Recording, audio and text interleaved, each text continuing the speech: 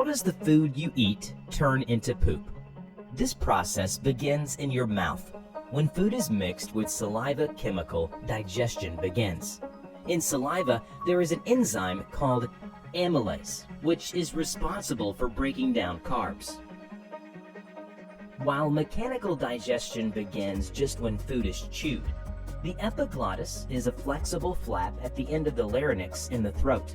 It works as a switch between the larynx and the esophagus, letting air into the lungs and food into the esophagus. The esophagus is a tube made of muscles that run from the throat to the stomach and is about 8 inches long. The esophagus uses a process called peristalsis, which involves moving food from the mouth to the stomach. This process looks like a sea wave going through the muscle. Then the food enters the stomach, which is a round, hollow, J-shaped organ, which is located between the esophagus and the duodenum. The stomach has 3 mechanical jobs. First, the stomach has to store the food it has received in liquid. And for this to happen, the muscle in the upper stomach has to relax so that it can take in a lot of food. The inner layer of the stomach is full of wrinkles known as rugae.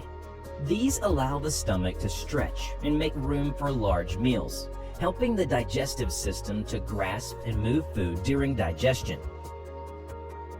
The second job of the stomach is to mix the liquid from the food with the digestive juice it produces. The muscles of the lower stomach mix these things by accident and break the food into small 3-millimeter pieces.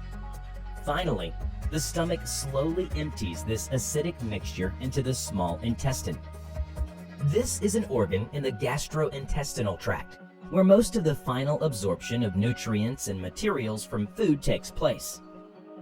It is located between the stomach and large intestine.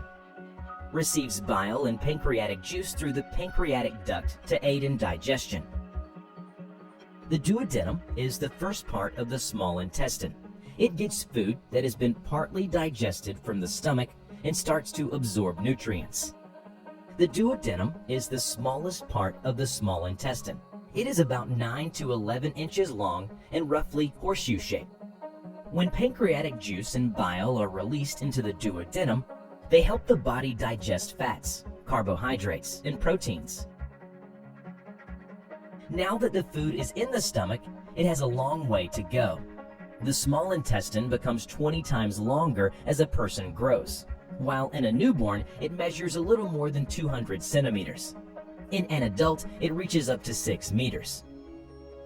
In adults, the inner walls of the small intestine show mucus folds, called pulcae circulares. These folds are common in the early stages of life, but they shrink over time. Digestion is very important as the body needs nutrients from food and drink to function properly and stay healthy. Nutrients include proteins, fats, carbohydrates, vitamins, minerals, and water. Your digestive system breaks down nutrients into pieces that your body can receive and use to increase energy and cellular repair. Proteins break into amino acids, fats into fatty acids, and glycerol carbohydrates into simple sugars. What's left, which is mostly liquid, moves into the colon. In this part of the small intestine, food particles become even smaller. Nutrients from food go to other organs of the body. Water is taken up by the colon, while bacteria in the colon break down what's left, and the colon moves leftover material into the rectum. The rectum is like a storage support for waste.